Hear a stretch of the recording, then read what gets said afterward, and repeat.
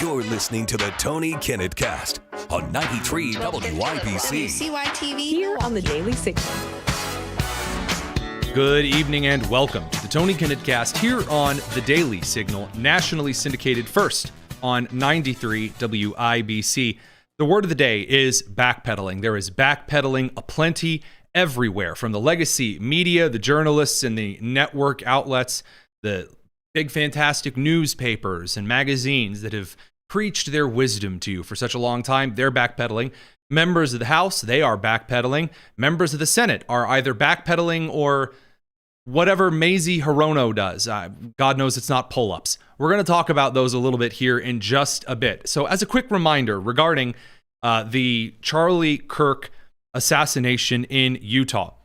Originally, the legacy media and Democrat officials ran out, sprinted out, booked it as soon as there was a photo of the suspect. They suggested that this guy was likely right-wing because he was a white guy. Then, after photoshopping a bunch of MAGA stuff on his shirts in photos, many on the left suggested that, well, he had to be a right-wing guy because he grew up in a Mormon family. A very, very wise analysis there.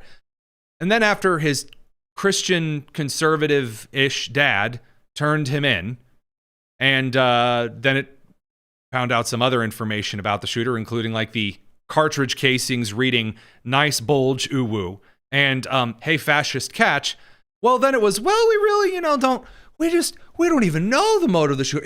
It's a mystery. Transpired here these last 72 hours. Von Hilliard, thank you, everyone. Please stay close. And joining us now is criminologist Casey Jordan.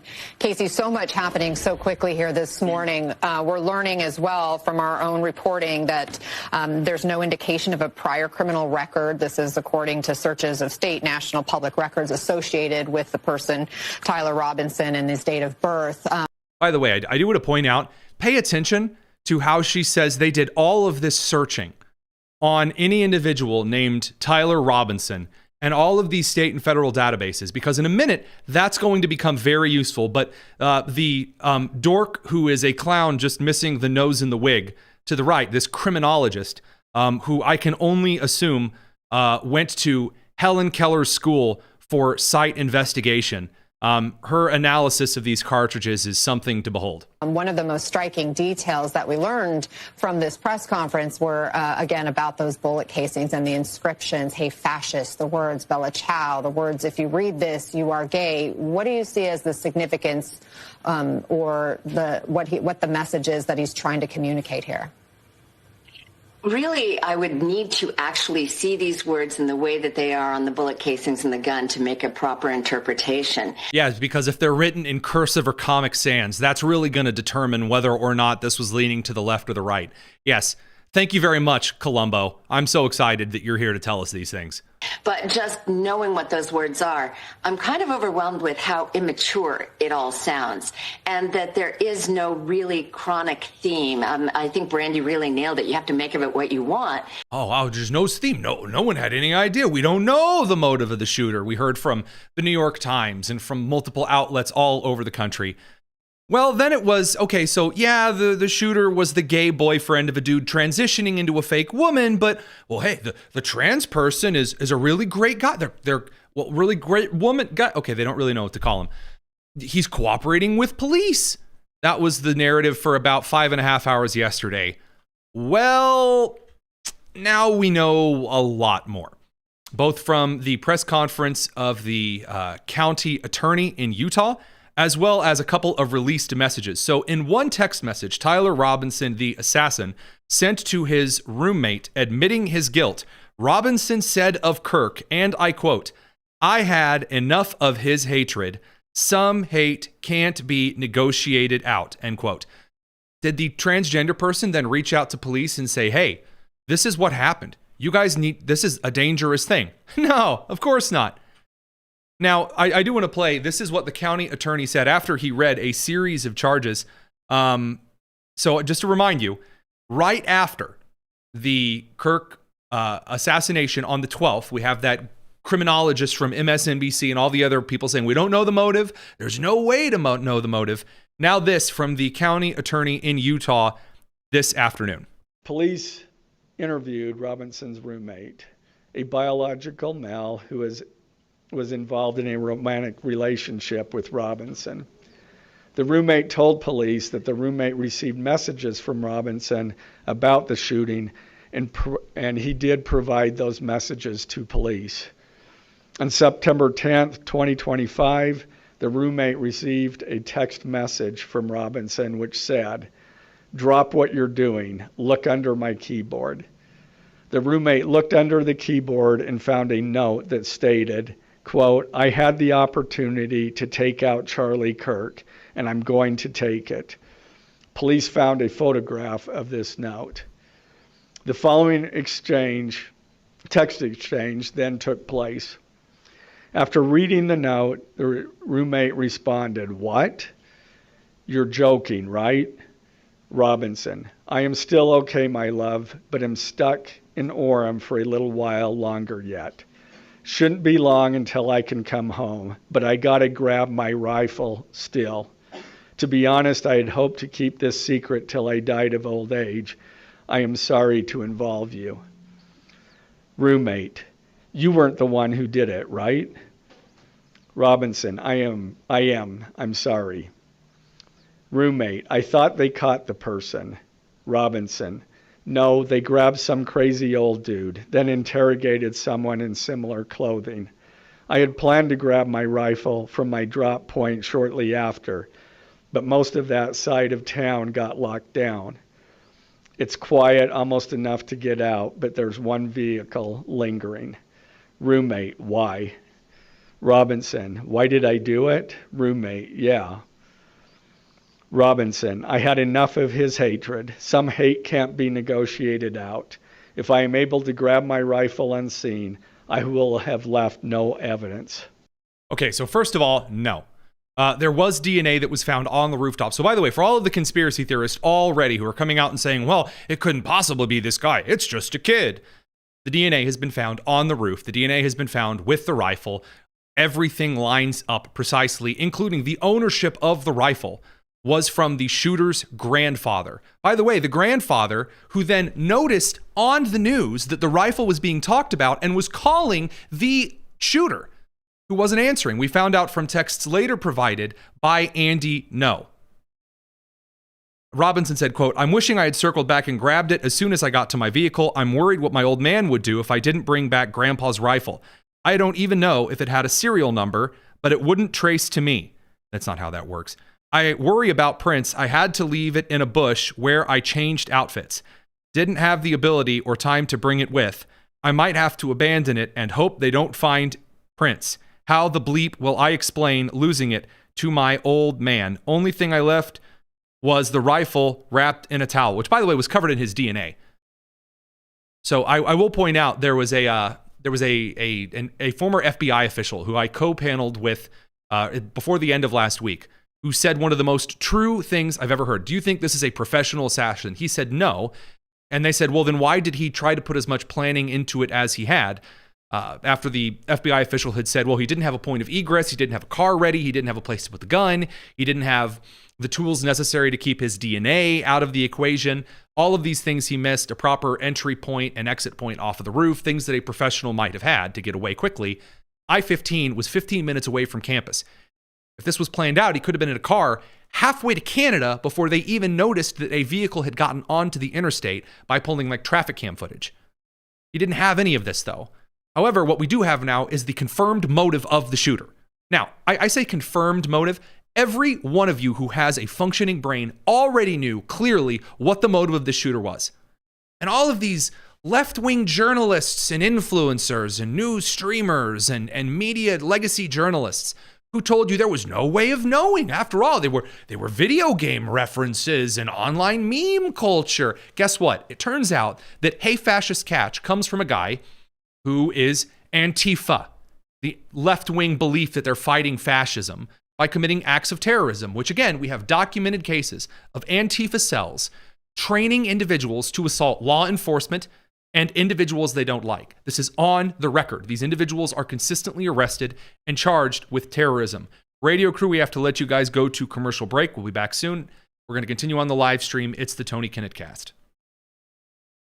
All right, so now that this information has come out, we have some really weird backpedaling going on. So first of all, from ABC News, their reporter decided to talk about how sweet the text messages about murdering an innocent man, how sweet the messages were between this dude and his gay lover.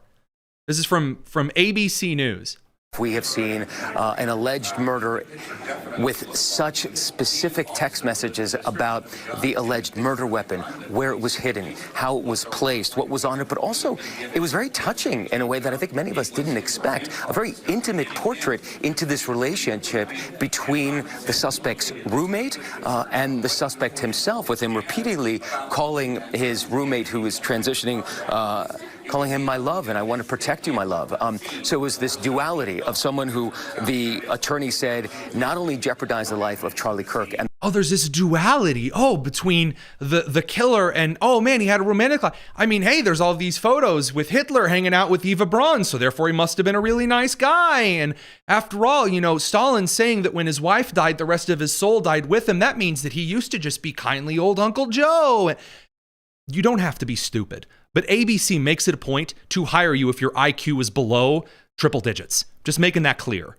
So additionally, and I do want to point out, the producer or reporter or analyst or whatever he is on ABC later doubled down.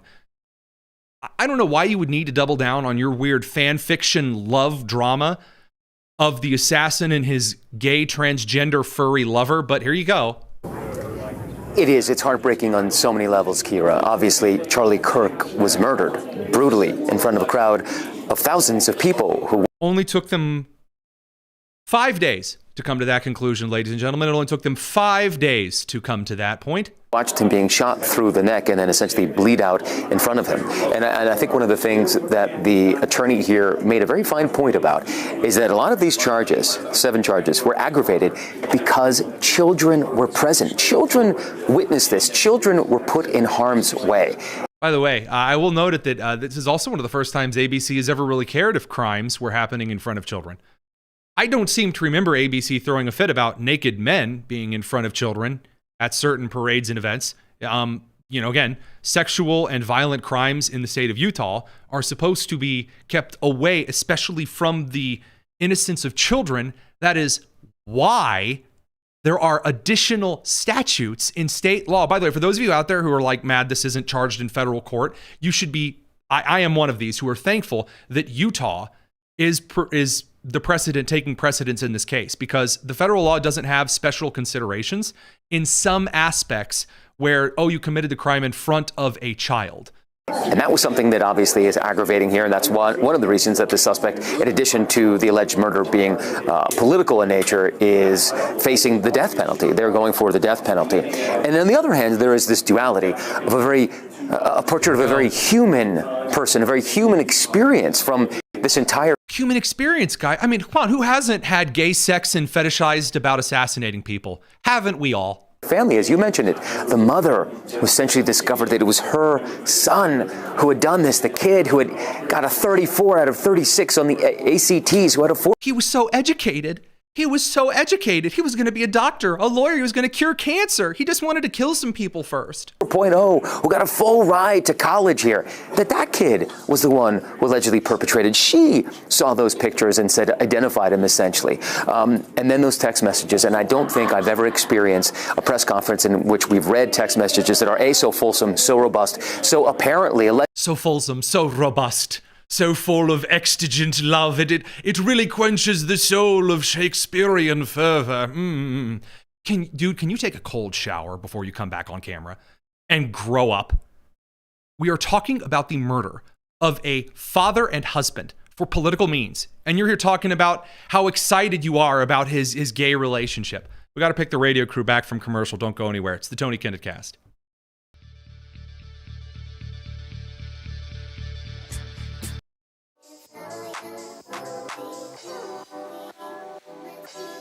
The Tony Kinnett Cast on 93 WIBC. The backpedaling, it's getting worse, and that comes in the form of Representative Aguilar over on the Democrat side of the aisle. There are very few press conferences that you are seeing that Democrat officials in the House and the Senate are accepting right now, because it looks really, really, really bad for them after a lot of them came out and said, well, I mean, well, Charlie Kirk wasn't probably a right winger. And then also, well, you know, probably deserved it, like Ilhan Omar indicated. Representative Aguilar gets up, though, and suggests that, well, you know, you're talking about rhetoric and calling Republicans Nazis for who are you accusing of people that are calling Republicans Nazis?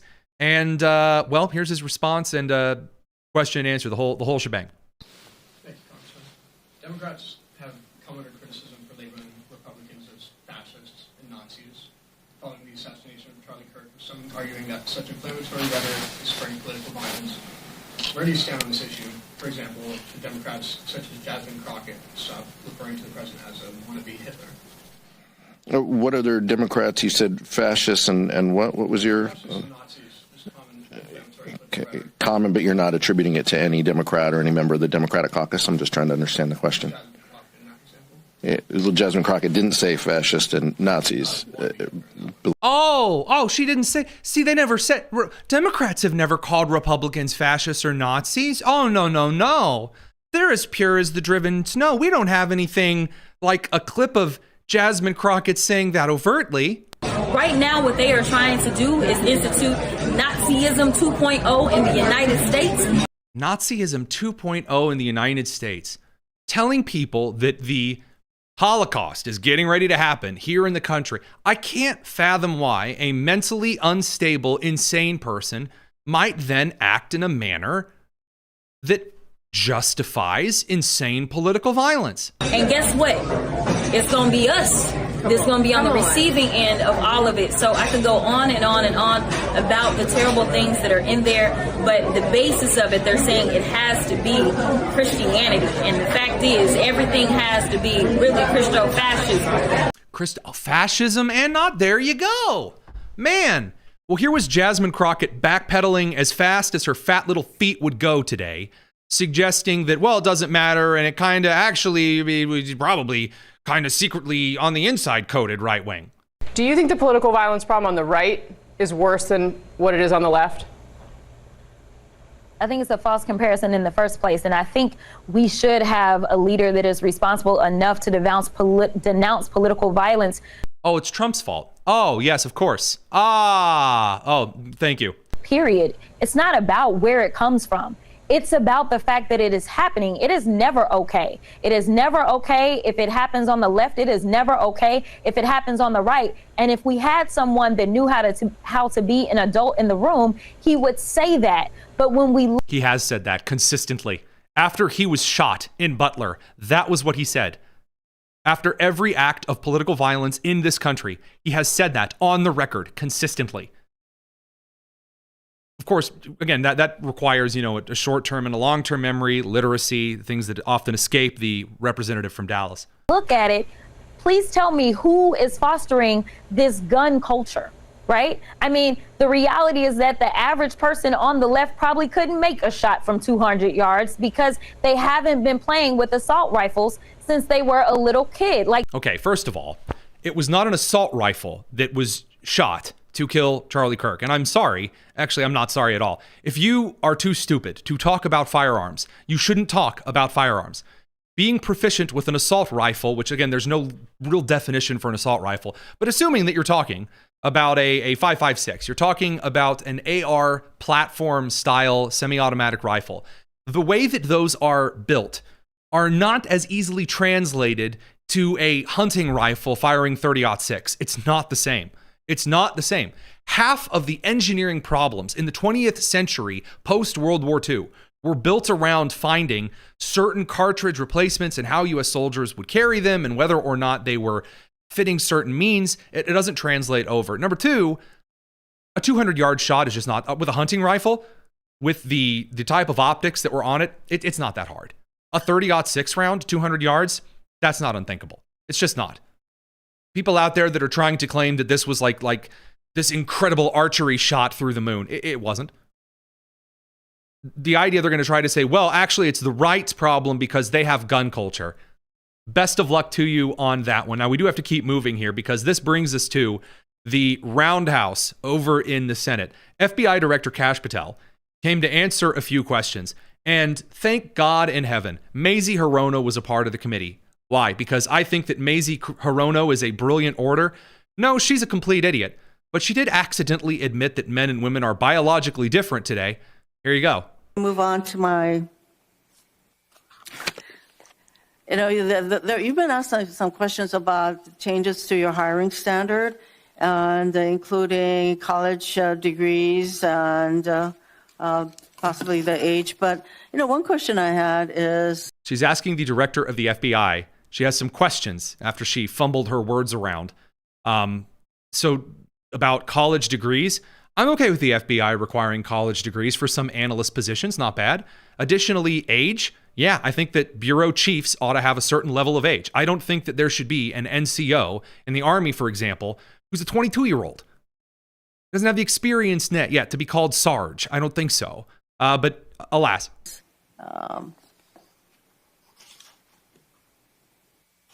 That you are now requiring applicants to be able to do a certain kind of pull-ups, which a lot of women cannot because of physiological differences.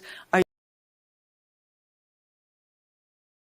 you requiring people applying to the FBI to be able to do a pull-up that she says women cannot do? Are you requiring these kinds of pull-ups? We are requiring a physical program at BFTC at Quantico because FBI agents carrying guns in the field have to chase down bad guys and do really hard work. The physical fitness standards of those agents so are you requiring these kinds of pull-ups? We are requiring everybody to pass the 1811 standards at BFTC. If you want to chase down a bad guy and put him in handcuffs, you better be able to do a pull-up. The reason I ask is that there are concerns about whether or not being able to do these kinds of harsh pull-ups is really required of FBI agents. Doing one pull-up is not harsh, and there are always medical exemptions to that. Okay, I love this. I love it so much. Thank God for Mazie Hirono and the people in Hawaii who had their heads so far up their rear ends, they must have clicked the wrong person on the ballot. And they continue to send her to the Senate for our entertainment. Thank you to the grand people of Hawaii for putting Bobo the Clown's lesser intelligent child in front of the nation for yucks. So I do enjoy the idea that if the military or a federal law enforcement agency requires pull-ups and people can't do them, then the problem is the pull-ups instead of perhaps the expectations of the individuals. This is the entire problem with the left. They are aggravated. They are furious that there are standards in society that are there for a reason. And so instead of saying, maybe only individuals that meet certain standards should be able to perform tasks that require certain standards, they go, well, clearly the problem is the standard is really awful. And that's why you have video upon video of law enforcement officers who just so happen to be very small and skinny, women or men, who shouldn't be in the police academy either, who are getting overhandled, who are getting overwrought by these criminals that they are chasing down because they're big people, and they hired Wimpy the Dork in order to serve on the law enforcement for equity's sake. Radio crew will send you over to commercial. We're going to get into some yelling over here on the live stream. It's the Tony Kinnett Cast. Now, I hate to tell you that it wasn't all just boom, smackdown, pin down excellence over there in the Senate today. Kash Patel did tee up with Adam Schiff, who it's amazing, given his alleged mortgage fraud, that he has the gall to say certain things, especially given the on-the-record lies that he has said right in front of everyone and under oath on the Russiagate collusion, for example. But here was Kash Patel and Adam Schiff yelling at each other. And we have countlessly proven you to be a liar in Russiagate, in January 6th. You are the biggest fraud to ever sit in the United States Senate. You are a disgrace to this institution and an utter coward. I'm not surprised. I love it so much. I do. Senate hearings are fun. There was a small couple of weeks there where I kind of hated them because I thought, man, it's just pageantry. But if you're going to have a show, then make it a season finale. I mean, I want to see chaos, a little kickboxing, the good stuff here. Cory Booker also got into a tussle. Angry Eyes, the man who never poops, went toe-to-toe with Kash Patel as well. I don't think you're fit to hand the bureau, but here's the thing, Mr. Patel. I think you're not going to be around long. I think this might be your last oversight hearing. Because as much as you supplicate yourself to the will of Donald Trump and not the Constitution of the United States of America. That's not, supplicate's not the word that you want there, but I'll put my Scrabble board away. America, Donald Trump has shown us in his first term and in this term, he is not loyal to people like you. By the way, the word, subordinate would be the word that he's looking for, that you are subordinate to Trump and not the Constitution. To supplicate means to beg or ask for something. So he's like, you're begging from Trump, but you're not begging from the Constitution. Okay. He will cut you loose. This may be the last time I have a hearing with you because I don't think you're long for your job. But I'm going to tell you this. I pray for you. I pray for you that you can step up and defend your oath, defend the Constitution, and do a much better job of defending this country. So before Patel responds, I do want to point out, producer Nick, did you notice that this speech sounds like one that an ex is giving to the person that their former dating person is now engaged with? They're going to cut you loose and they're going to spit in your eye. They don't love you. I pray for you that you see they're a really bad, awful person and that you come back to me. Do you get the vibes? Not only the vibes, but the demeanor as well. The facial motions that he's making, the pain ingratiates across his whole face. He also said prayers weren't enough, but he's praying for Kash. I admire the spirit. Here's Kash. Thank you, Mr. Chairman. Do you want to say anything? Yes, sir. At this point? That rant of false information does not bring this country together. If you want to work on bringing this country, it's my time, not yours. My God. If you want to talk about dividing this country, it is I follow you on your social media posts that tear. I scroll your social media. I see you holding hands with Kelly. Oh my gosh. My time to address your falsehoods. Oh, you can try all you want in this country to not take responsibility for what you have said. I love that. I love it. Senate fights are great. This happened with Blumenthal as well, the stolen valor legend himself. But just to say, we'll have to cover some of that a little bit later on in the show because I think we're going to go over to Rob Bluey in a second. Now that we have gotten to the backpedaling, there is now ground to take. There is an opportunity for the House of Representatives and the Senate to get things done. And so now we actually have to do the part of the job that involves speculation. What is involved, what isn't involved, and how do things actually get done instead of, yelling on the Senate. We got to bring the radio crew back. Don't go anywhere. Tony Kinnett Cast.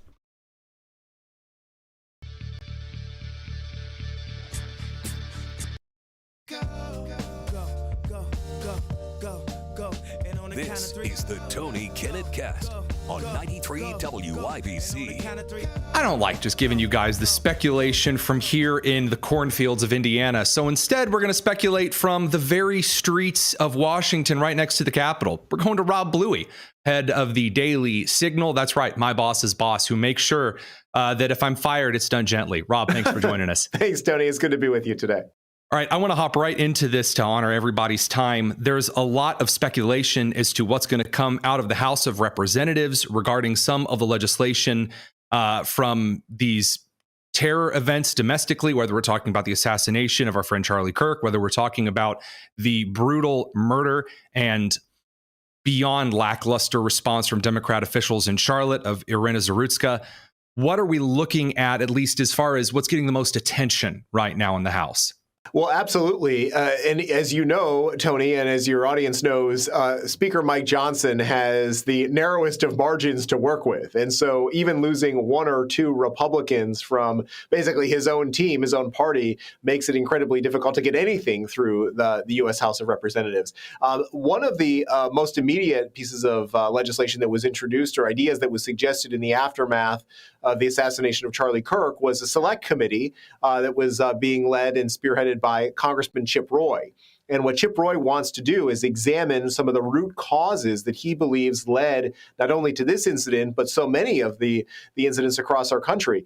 This is a pretty wide-ranging idea, and it includes everything from illegal immigration and some of the groups that have facilitated the means in which illegal immigrants have been able to operate and move throughout the country, to those George Soros-funded prosecutors and the including in Charlotte, North Carolina, that have allowed criminals back on the streets. And so what Congressman Roy is essentially saying is that Congress needs the subpoena power to be able to do this. Now, there are other individual legislative efforts underway on Capitol Hill. For instance, Mike Lee in the Senate has the Charlie Kirk Act, which would involve something related to making sure that there's no foreign propaganda that's being then repurposed in the United States. And so there are a whole number of things that I think lawmakers want to do because they understand that now is the time to channel that anger into action. And that's ultimately what they're going to be discussing this week. And on top of that, Tony, as if we didn't have enough. The clock is ticking. I mean, we're just a couple of weeks away from September 30th when the government runs out of money. So they've also got to figure that out, too. Yes, nothing better than the government is running out of money clock. I sure do enjoy resetting that every 30 days now. So I do want to ask, because we've heard this from Vice President J.D. Vance. He's also mentioned Soros and other NGOs that have been funneling essentially taxpayer grant money from the federal government into things that may be severely, putting it lightly, would be unlawful. Now, there have been some emotional responses around the country. There have been legislators, there have been cabinet officials. I know that some of the responses, at least from those like Attorney General Pam Bondi, maybe inarticulated things about hate speech and whether or not the Department of Justice was going to look at things. From what I can tell so far, there's not any new approach to interpreting the First Amendment in the Department of Justice. There's a lot of just everything is right out in front of the American people right now. It's very transparent. It's very raw, if that's a good way to describe it. What are you hearing on the Hill and near 1600 Pennsylvania Avenue? Tony, that is a great way that you just put it. I think that you even heard the FBI director, Kash Patel, tell Sean Hannity that, yeah, perhaps when he was in the heat of the moment writing things on X, that he could have worded them better and maybe would have done so differently. But he doesn't regret that he was being transparent and honest with the American people. And I think that, this is one of the things I've heard people like Bill O'Reilly say. We should judge the president and his team based on their actions rather than their words. But he put mean tweets, Rob. Mean tweets. Come on. Sometimes people say things and then they follow up in a different manner. And I think in the case of Pam Bondi, where she's sparked a debate among conservatives who have traditionally opposed things like hate speech, she's used that terminology. And so we'll see ultimately if the Department of Justice decides to go down this path, or maybe there's a refined approach that she decides to take. But it's the same thing. I did my weekly hit on CNN this morning, and one of the first topics they asked me about was conservatives for years have railed against cancel culture, and now conservatives are trying to cancel all these people. And I mean, Tony, you talked about this on your show last night. There's a big difference between what conservatives were being canceled for in years past versus what we're talking about today. I mean, people are celebrating the assassination of an individual and then calling for more violence against people like you and me. In the past, at least the conservatives that I knew who were canceled, held political views because maybe they didn't want to get the COVID shot, or they supported Donald Trump for president, or they simply said something that misgendered an individual, right? And so I think that they're two completely different situations. And so as we have this debate in the media and elsewhere, it's important for, I think, people to recognize and take a step back and understand that this is a completely different situation. And I will say this because it's rather interesting. That right now you're trying to see this reframing of what cancel culture is and isn't. Again, in 2019, 2020, I was dragged into our human resources office in Indianapolis because I tweeted, and I quote, "Rest in peace, Rush Limbaugh," end quote. So then I had a DEI committee put over my textbook adoption process, which fantastic. Now you have individuals who are actively celebrating Charlie Kirk. Of course, we saw with the Washington Post columnist, may she enjoy the unemployment line, who just misquoted and lied about the statements. I'm sure we're going to find our way onto the House floor, the Senate floor with these kinds of comments, because you know how few House representatives and senators fact check their little FedEx Kinko easel boards before they drag them onto the Senate. Shout out to Dastardly Deeds Undone, whatever his name is. Al Green. Last question for you here. Ilhan Omar, I'm being told Nancy Mace is working on perhaps some committee assignment revoking, some revocations there, some censuring maybe because of comments that she's made. Do you see anything coming out of this, or do you think it's going to maybe fizzle out? I hope something will come out of it, but I'm not particularly optimistic. And that's because you have some weak-kneed Republicans in the House who would prefer probably not to take this action. And again, it's one of those things where incumbents enjoy so many great privileges, not only when they go to stand for re-election, but also when they're serving in Washington, D.C. There isn't that level of accountability that I think should exist for some of these members of Congress. And I'm talking about, if a member of Congress acts out on both sides. I mean, look at George Santos most recently for Republicans and the action that the House of Representatives took in his case. And so, yes, I do hope that Speaker Johnson does pursue something against her. I don't know what form that will take, if it's the Nancy Mace resolution on committees or whether it's censure. But yes, absolutely. These are individuals who we have traditionally held up as role models in our society and leaders. They need to act that way. Again, there you go. Rob Bluey, president of the Daily Signal. All of the shenanigans on the House floor, straight from the tap. Rob, thanks for joining us. Thanks, Tony.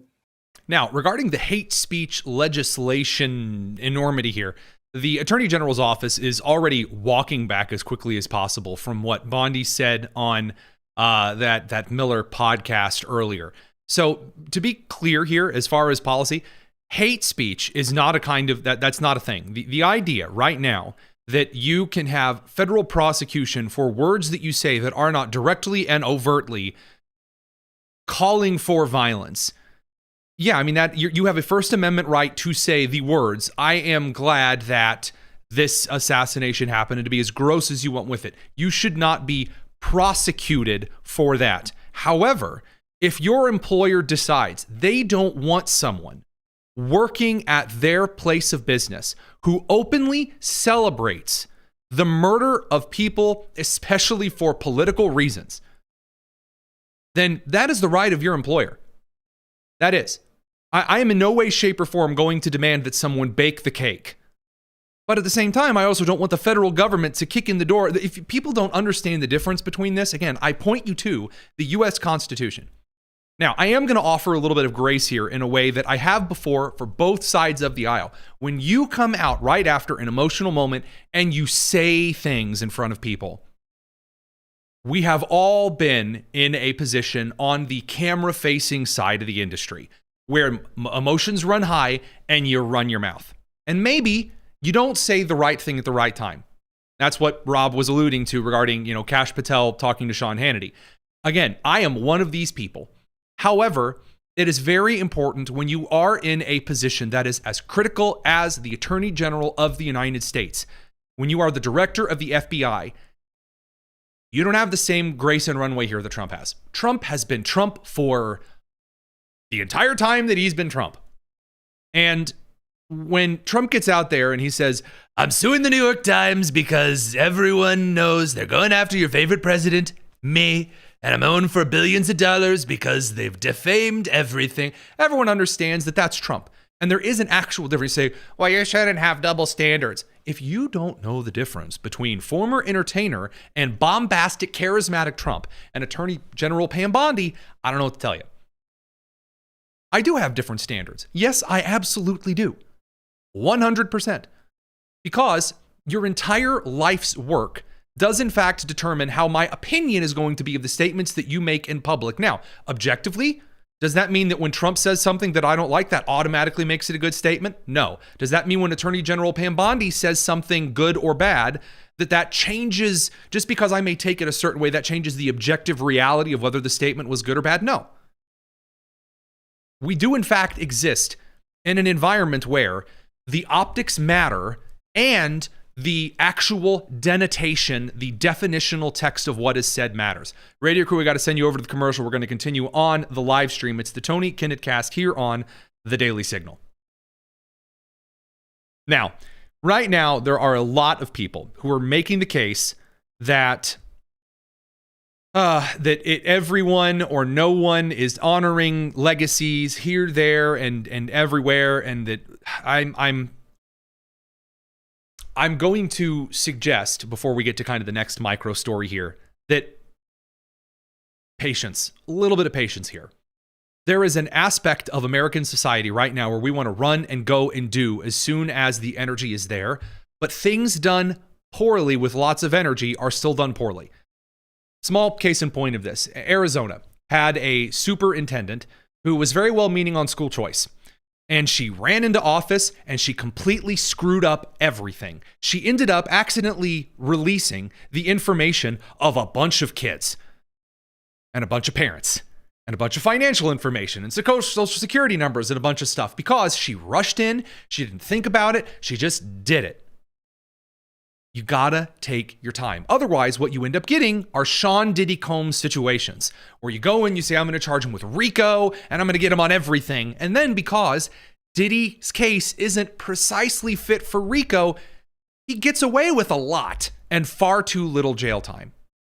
And so when the federal government is going to act, yes, it is important that they act because you and I both know how many times in the last 20, 30 years, we've gotten the strongly worded letter syndrome. And I have noticed that so far there is not a prosecution that has been levied at, for example, Attorney General Letitia James of New York. But at the same time, I also recognize that if you rush in with a sledgehammer to do a scalpel's work, you are likely to muck up the surgery. So, that said, there is something I wanted to present you guys here before we swing back to I think we have John James, Representative John James of Michigan up next, because we're going to get into some of the nitty and gritty of what's actually on the docket. Don Lemon formerly of CNN, and then CNN really was like, this guy kind of sucks. He's out here saying that people on the right don't actually feel bad about the situation regarding Charlie Kirk. They're just making it up for political gain. Here you go. The thing that is so obvious about it, and I think this is so disgusting, is that you don't really care. You don't really care about Charlie Kirk. What you care is that this is a moment that you can use for clicks, to boost your podcast or your streaming show or your radio show or your television show or your news show or your MAGA bona fides with the MAGA group. By the way, this is the same guy right now who is running around various cities, shoving microphones in people's faces, asking about the National Guard and fascism, and then sprinting away like a scared child when it turns out the people who he's asking questions of happen to be normal Americans who give normal American answers. And by the way, just as someone who has put up a lot of Charlie Kirk-based content, number one, I have the texts to prove that we were friends, you fool. And number two, I've gotten more threats since I have done so. So politely, Don Lemon, up yours. We're going to scoot away to pick up the radio folks from commercial. We'll be back in a second with Representative John James. It's the Tony Kinnett Cast.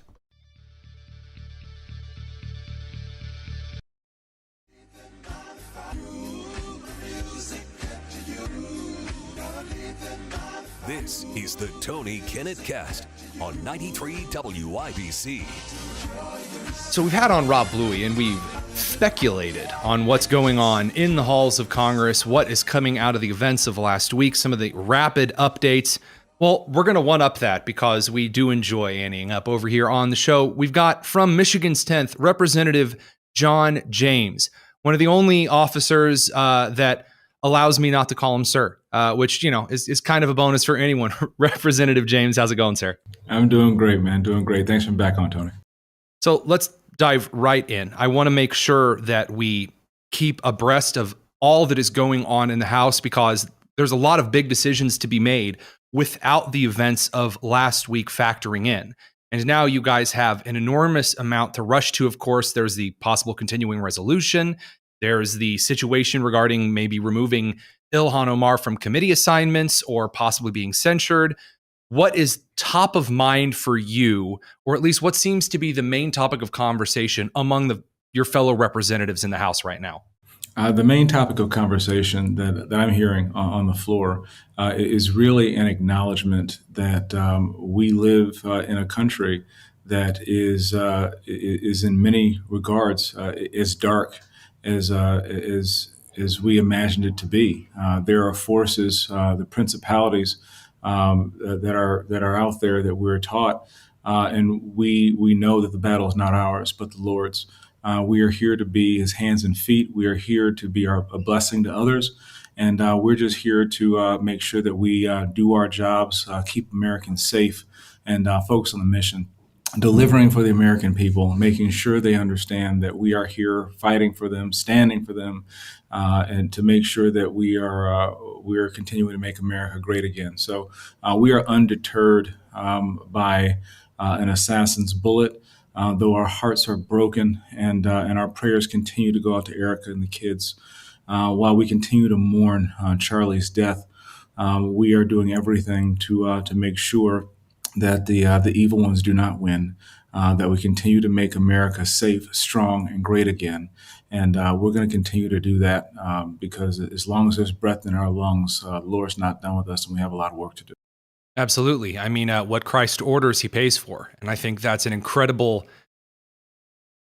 It's a really, well, I don't know how to say it more eloquently. It rests very heavy on the soul. It keeps a lot of things that you're doing in perspective.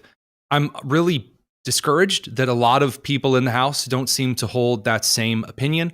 Of course, you were one of the individuals who were able to note the calling out, the shouting out during, I believe it was Lauren Boebert, Representative Boebert's request for a prayer on behalf of Charlie Kirk and his family. Since that point, though, I just to kind of keep things in this same vein, there's a lot of discussion on the floor of the House as to what's going to be done to keep Americans safe. There's a lot of proposals that are just flying in as quick as they can be tweeted out.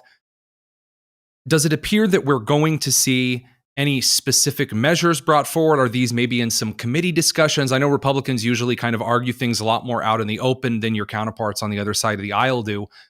What is the level of activity like beyond the acknowledgement, which of course you and I know that a lot of your fellow representatives in the House share? Well, the House is here specifically to reflect the passions of the people. And as you can imagine, the passions of the people are quite bright right now, quite hot right now, seething in many cases. There is no such thing as a bad idea. And people just got back from their homes and they're bringing ideas from their communities. That's exactly how this is supposed to work.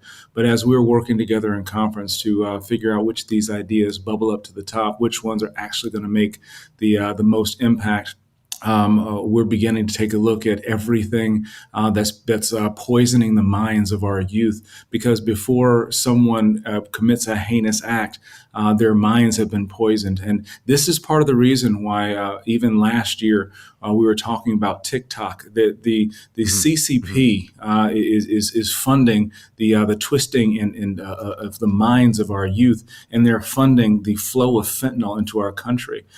They are paying for the dividing of this nation, and we can't buy into it. And so, looking at how the young people's minds are being infiltrated by this poison on social media, there are Republicans who are leading the way. My App Store bill goes a long way in adding parental protections, protecting parental rights, making sure that we all agree that children cannot consent. Making sure that we're not leaving our children out there on Discord servers or on Meta. I've said once before, many times, since after that, Facebook is the Philip Morris of our time. We cannot be surprised when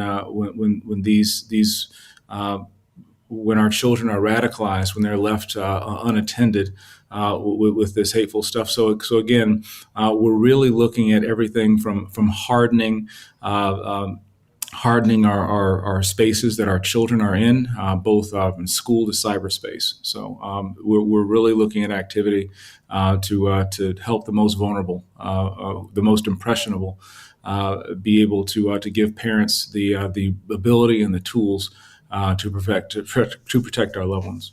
There's a lot of question about the access that children have to various platforms. I know there was a story not too long ago about the kind of child gaming platform called Roblox, basically playing a host to pedophiles, and then whether or not certain individuals were being removed because they were asking too many questions or because they were a part of obstructing justice or not a part of obstructing justice.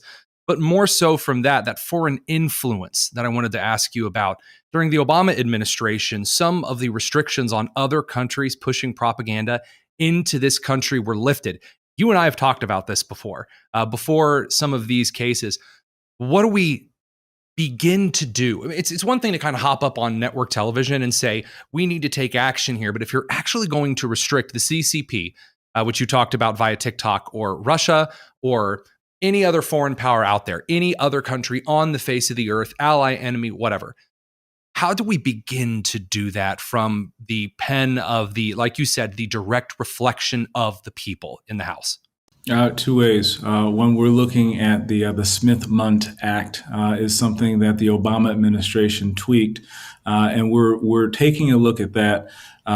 Many of your listeners, viewers may have heard a young woman making some very good points about Americans being propagandized by outside dollars. And there being very little accountability across legacy and social media. Taking a look at that, making sure that everybody has the right to freedom of speech. Everybody has a right to say what they feel in this country without threat of reprisal from their government. However, it does not absolve them from consequences. And if they are stating opinion, they need to express that clearly and not try to pass it off as fact. There's also something that in our institutions, our colleges.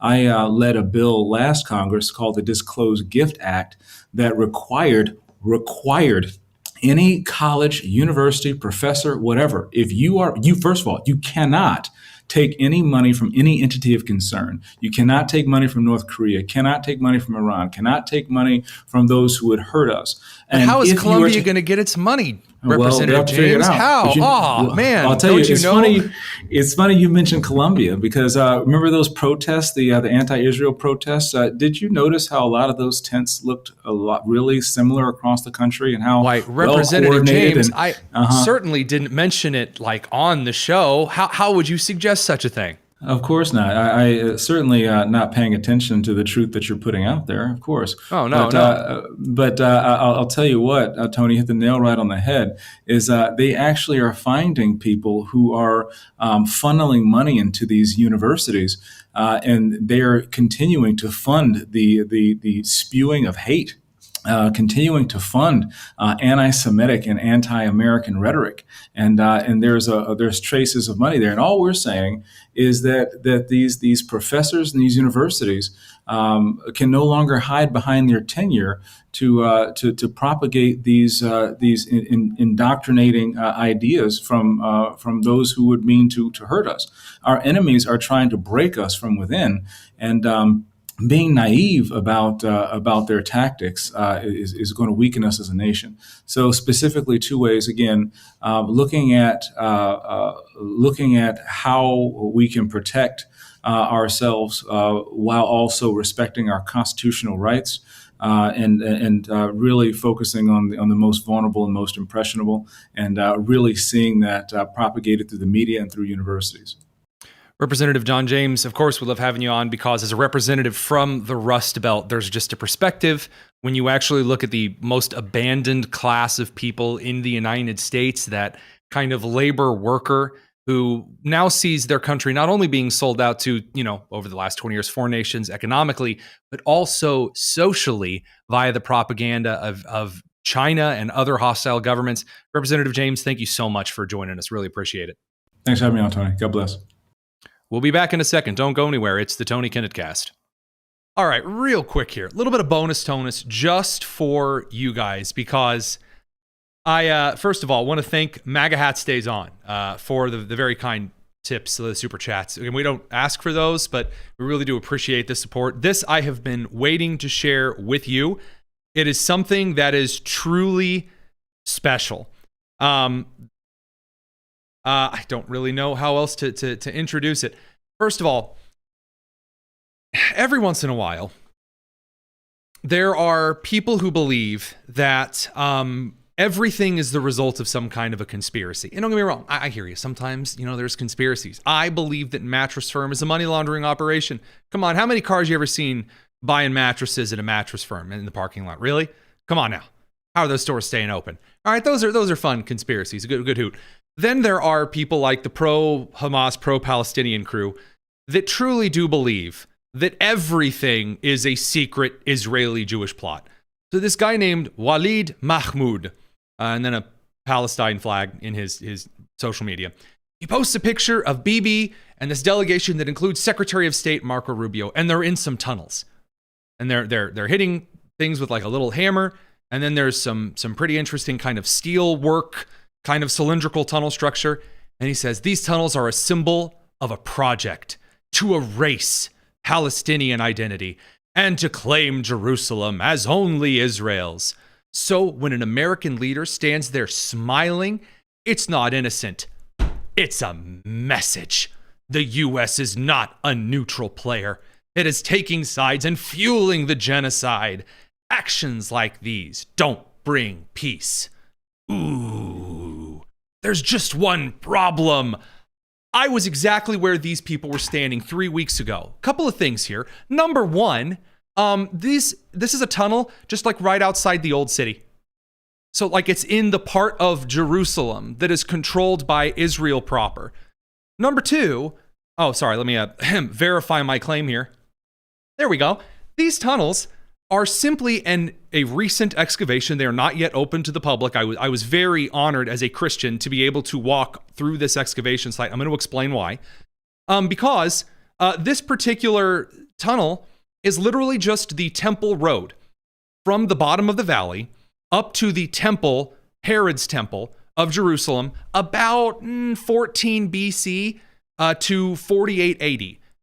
And over time, literally just dirt and other rocks have been layered on top of it. Because I don't know if you guys know this, but in AD 70, when like Jerusalem was burnt and shelled and stuff, packed stuff got packed up on top, layers like a cake.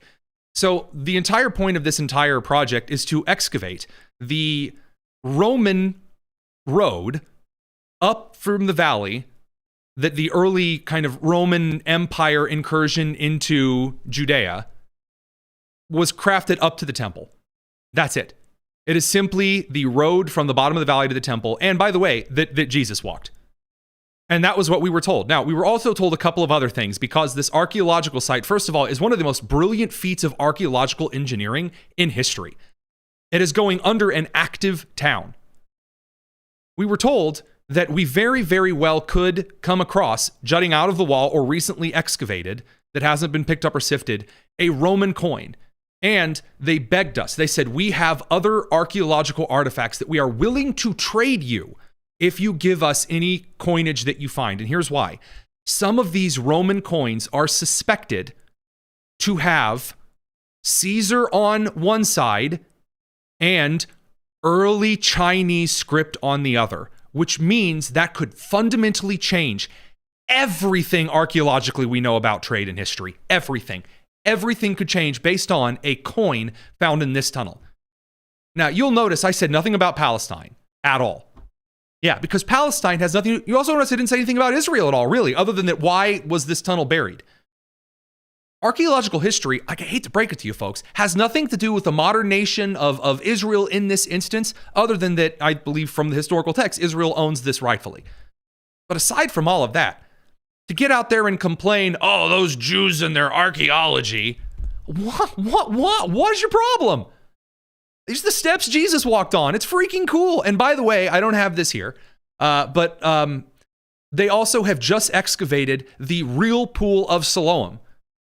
The one where, Christ made the spittle with the mud, rubbed it on the man's eyes, and then he washed off in the pool of Siloam. That's at the bottom of that road. At the very bottom of that road, the end of the tunnel, is the pool of Siloam. So people would come, they would gather the pool of Siloam, then they would go up the trail, open air at the time, to the temple. Amazing. Now, I'm really going to geographicize myself here. I don't know what a word, isolate myself geographically. essentially the Temple Road was, if you are in Muncie, Indiana, for those of you who aren't from Indiana, imagine Pawnee from Parks and Recreation just turned upside down. That's what they modeled it after. Scatterfield in Anderson, or McGalliard in Muncie. Just the main drag with all of the shops on the left and the right to a point of interest. So again, I'm sorry for all of you who aren't from Indiana. Your main street through town, but not like the main street with the courthouse on it. The main street with all the shops on either side. The thoroughfare that people traveled by nature of it's the easiest, not the legal fancy main street. In Greenfield, in Indiana, it's State Road 9 instead of US 40. I don't know why I felt the need to explain that. I'm a big nerd. I'm used to be a science teacher. That kind of stuff is interesting. And whenever people get freaked out over basic science or history, whether you're Mazie Hirono or Mahmoud whatever, I don't know. Dunking on you is really fun. I'm from Indiana. Basketball and dunking is kind of the thing that we do. That said, one final little bit here. I'm going to check. Producer Nick, did you have anything to add or a message I thought maybe you sent my way? Yes, no? Awesome. Well, in that case, a very, very quick couple of questions that I would save normally for a different part of mail time, but I think that these two questions are pretty important. So, number one, from during the show, a lovely lady named Linda. She says, regarding reading texts on air from Robinson to his roommate, won't reading these texts interfere with the trial? Won't it pollute the venue? The answer, believe it or not, is both yes and no. We've reached a point in society where high-profile cases are analyzed so heavily by people before you even get to the trial itself that it is a little bit more difficult for things to remain pure. However, I will say that the answer in this case is no, because there has not really been a time in history that the evidences brought forward for the charges in the first place were kept from the public. A prosecutor or a county or a state or a federal attorney has never really been in the position where they want to hide evidence kind of in their back pocket overtly as to not taint the courtroom itself. You want the person to be guilty going into the courtroom, and then if it's fake, then the defense lawyer can get in there and question it and tear it all down. It doesn't taint the trial. You know, it's not as though, if there was less evidence in front of the public, then O.J. Simpson would have been rightfully convicted of the murder of Nicole. I think that there is a concern with Americans right now of really hyper-politicized juries. And there really is something to say about that, but alas. Another question, 3 questions tonight. This next one from Dames. He asks, what about the broader network under investigation here? What do you think that the end punishment will be? So right now, as Kash Patel stated at the FBI, and I'm glad that you brought this up because I meant to play this clip a little bit earlier, and we didn't have the time to. I want to make sure I get this clip right. Yes. Senator Josh Hawley asked Kash Patel today, going forward, what's the plan? What's the information? What are you guys looking for? Here was Kash Patel's response. Sure. Reports have suggested that the FBI is investigating a broader network of groups that may have had some knowledge of the shooter's plans. Can you give us any details on that, following up what you've already said in public? How's the FBI working to find other potential accomplices, folks who may have known about the shooter's plans, folks who may have encouraged him? Any update on any of that? So in terms of what we do for an interrogation perspective, we go and reach out to the family and community immediately. And we've conducted those investigations and interrogations with local law enforcement, and we're continuing to do that because those closest to the suspect are going to hopefully know the most about the suspect and his beliefs and his ideology. On top of that, unfortunately, it has been leaked that there was a Discord chat, and for those unfamiliar with it, it's a gaming chat room online that the suspect participated in. So what we're doing, we've already done, is serve legal process, not just on Discord, so that the information we gathered is sustained and held in a evidentiary posture that we could use in prosecution should it be decided to do so. And we're also going to be investigating anyone and everyone involved in that Discord chat. Okay, very good. I see the public reports that the Discord thread had as many as 20 additional users. It sounds like you're trying to run down all of that to see if that's accurate. By the way, I do want to point out there has never been a more important time in our nation's history for the person who is currently in charge of the FBI to be the guy that is currently standing there. And by the way, Assistant FBI Director Dan Bongino has been phenomenal on this so far. He hasn't been out in front of the public very much because he has been heading this thing up. I do believe, based on the evidence right now in front of us, we are currently working on getting additional experts on this topic to get on the show and kind of go into detail about what a broader investigation is going to look like. On that note, the broad expanse of investigation on who is connected to this is going to end up in two places. Number one, there is going to be an investigation into the Antifa connections to those who thought it would be easy and comfortable to simply be connected in that little Discord group. So for those of you who are never in the Discord or not unfamiliar with Discord as a platform, I'll explain it with a quick asterisk. I'm sorry that I am now going over this kind of a key part of this show now in 811 in bonus tonus. I meant to go over it earlier, but again, when it's an hour network broadcast show, you really only have the time that you have. So I'm going to try to make up for that now. If you'll excuse me, I'm sorry. So Discord is a social media platform and application where you can create a server, essentially like a group message. Our show has one. You go to the description on wherever you're getting this, and there's a link to the Discord. It simply has a list of channels that are like message categories, and you can communicate. We have like some memes that we share, and we share the shows there every evening, and we talk and share pictures.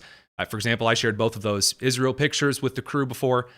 And the problem for the broader space, at least is in terms of recognizing threats before they become action. Facebook groups are more public than Discord groups. Discord groups can be created pretty quickly with very little time needed, public eyes on it, and again, there's no reason that you have to actually communicate who you are on the platform. And it can be a way to communicate some pretty dangerous stuff quickly. We're going to be talking with Quinn Weimer tomorrow on the situation in Nepal. An entire government was just overthrown by teenagers and kids in their early 20s through Discord. They elected a prime minister through Discord. We're going to talk about that with her tomorrow. This is the new age of countering terrorism. And by the way, the only bright side of this, I guarantee you most of these fools weren't using good VPNs, and even then, those can eventually be cracked. That's kind of spoofing your internet address and where you're at. I don't believe that they were careful on kind of the anonymity on things. You are going to see an Antifa cell investigated, which will likely lead to a broader network. Number two, you're going to see the funders of various organizations like George Soros and the Ford Foundation, which Vice President Vance outlined yesterday on the Charlie Kirk Show. Since then, there have been left-wing journalists that have tried to come out and say, oh, no, there aren't really any outlets that are funded by George Soros. That's all a lie. That's already been disproven. There are, again, when you're a nonprofit, you have to post who you donate money to. Kind of required. We have the data that shows this. Even the left hasn't been able to erase that completely. There is one other question that I wanted to hit tonight, just because it came in, and I thought it was a good question. This is from a guy named Kasang Camp Tibetan Mastiffs. What a name. What about criminal swatting? Should that be prosecuted? First Amendment speech? No, not First Amendment speech. Swatting is the illegal act in which you call a law enforcement agency and you say, hey, there is this person on the air right now. I believe that they're a threat to their family. They're like holding people hostage. They're doing something, the kind of thing you would report to law enforcement. And then they would show up right then, right there with a SWAT team. And the police knock on the door and say, open up, it's the police, because the person is on the air. They don't come and answer the door. And the goal of the person doing the swatting is that the cops will enter and shoot the individual who by then may just be getting up from their desk. So, regarding swatting, has anyone ever attempted to swat the Tony Kinnett cast? Yes. However, the city and the county police departments are both very well aware of this, as is the FBI branch in Indianapolis. Nice try. No, I'm friends with our cops. We don't run from them and, turn traffic stops into disasters because, we were raised right. But in the meantime, swatting is not a First Amendment protected thing. You cannot call law enforcement and say, hey, someone is committing a crime when they're not committing a crime. You cannot provide false information to law enforcement. That is illegal. You can't do it. The First Amendment, the protection of free speech, does not mean you can just get out there and say whatever you want, even if it's excessively violent, and even you can just get out there and say everything anywhere. No, you cannot incite violence. You cannot provide false information to law enforcement. There are a series of things that are not only upheld in local and state precedent, but also the Supreme Court precedent. So Congress isn't allowed to make certain laws saying that you can and cannot say certain things, but there are moments where your speech stops being just speech and it starts becoming action. When you encourage someone to kill someone else, or you encourage violence upon an individual, that is incitement. When you give law enforcement false information, that's a string of local, state, and federal charges. So, those questions answered. I'm sorry for the kind of the weird late break on the back half of the news this evening. I do think some of these questions are worth answering because we really do try to be very transparent on the show. We try to make it as easy as possible for you guys to see how we're doing things. And that way we can continue bringing you the kind of content that we are. For example, tomorrow on the show, we're going to announce how you can join the giveaway for 20 free Megyn Kelly tickets on her Megyn Kelly live tour that they gave to us, to our show, to give away. And guess what? It's Tuesday, September the 16th, and we still haven't given them away yet. So we're going to do that. So join us tomorrow, especially over on the live stream, whether you're on the live stream podcast, radio, or TV syndication partners. Thanks for joining us. This has been the Tony Kinnett Cast on the Daily Signal, nationally syndicated and first on 93 WIBC. Take care.